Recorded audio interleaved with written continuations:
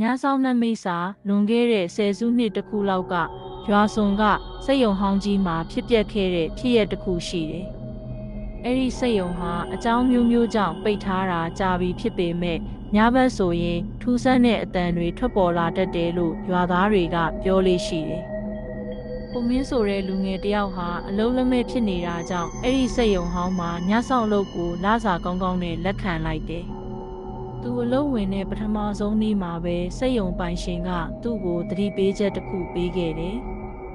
ည12နာရီထိုးတာနဲ့ဘာတန်မဲကြားဘသူပဲခေါ်အနောက်ကိုလှည့်မကြည့်နဲ့တဲ့ပထမဆုံးညမှာအရာအလုံးကပုံမှန်ပါပဲဒါပေမဲ့တကောင်ရန်12နာရီတိတိရောက်တဲ့အချိန်မှာတော့စက်ရုံရဲ့အမှောင်ထုထဲကနေကျွီဆိုတဲ့စက်ရန်နေရာကြီးတွေလဲပတ်နေသလိုအတန်မျိုးကိုကိုမင်းစတင်ကြားလိုက်ရတယ်သူဟာကြောက်စိတ်ကိုထိန်ပြီးဓမီလေးကိုကင်ကာစက်ရုံတွင်းထဲကိုဝှေ့ရမ်းကြည့်လိုက်တယ်။ရုတ်တရက်သူ့ရဲ့ပခုံးပေါ်ကိုအေးဆက်လက်ချောင်းကြီးတွေကလာတင်လိုက်သလိုခံစားလိုက်ရတယ်။မင်းငါနေရာမှာလာထိုင်နေတာလား။ဆိုတဲ့အကွဲအတန်ကြီးကသူ့နှရွက်နားမှာတင်ကပ်ပြီးထွက်လာတယ်။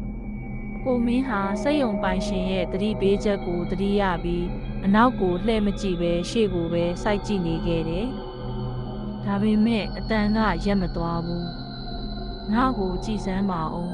။ငါမျက်နာကဘလို့ဖြစ်နေလဲဆိုတာကြည်စမ်းပါအောင်။တို့ထက်ခါတလဲလဲပြောနေတယ်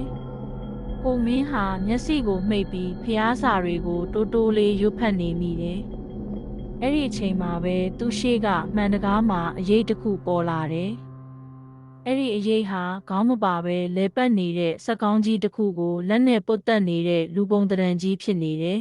။ကိုမင်းဟာကြောက်လန့်တကြားနဲ့မျက်လုံးကိုပြန်ဖွင့်လိုက်တဲ့အခါသူ့ရှေ့ကမှန်ထဲမှာမြင်လိုက်ရတာကသူ့အနောက်မှာရက်နေတဲ့အရာဟာလူမဟုတ်ပဲတကိုယ်လုံးတန်ချေးတွေတက်နေတဲ့စက်ရုပ်ကြီးလိုတရဝါကြီးတစ်ကောင်ဖြစ်နေတာကိုပါ။အဲ့ဒီတတဝါကြီးရဲ့မျက်နှာနေရာမှာဘာမျက်မှောင်မှမရှိပဲဟောင်းနှွမ်းနေတဲ့ဂီယာဘီးတွေပဲလဲပတ်နေတယ်။ကြည့်လေငါမျက်နှာကိုကြည့်လေဆိုတဲ့အတန်နဲ့အတူအဲ့ဒီတတဝါကြီးကကိုမင်းရဲ့ခေါင်းကိုအနောက်ကိုအတင်းလှည့်ဖို့ကြိုးစားလာတယ်။ကိုမင်းဟာအတင်းရုန်းကန်ပြီးစက်ရုံအပြင်ဘက်ကိုအသက်လူပြီးပြေးထွက်ခဲ့ရတယ်။နောက်တနေ့မနက်မှာတော့ကိုမင်းဟာအလုတ်ကနေချက်ချင်းထွက်လိုက်တယ်။စက်ရုံပိုင်ရှင်ကိုအကျိုးအကြောင်းပြောပြတဲ့အခါပိုင်ရှင်ကတက်ပြင်းချပြီးမင်းကန်ကောင်းလို့လွတ်လာတာပဲအရင်ကညဆောင်တွေဟာအနောက်ကိုလှည့်ကြည့်မိလို့အခုထိစက်ရုံထဲမှာပဲအလုပ်လုပ်နေကြရတော့ပဲလို့ပြောလိုက်တယ်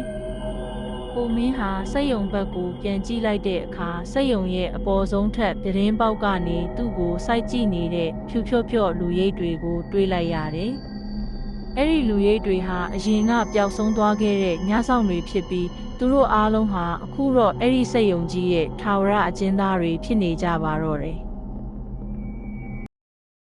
အားလုံးကြည့်ရှုခန်းစားနာဆင်ပေးလို့အထူးကျေးဇူးတင်ပါတယ်။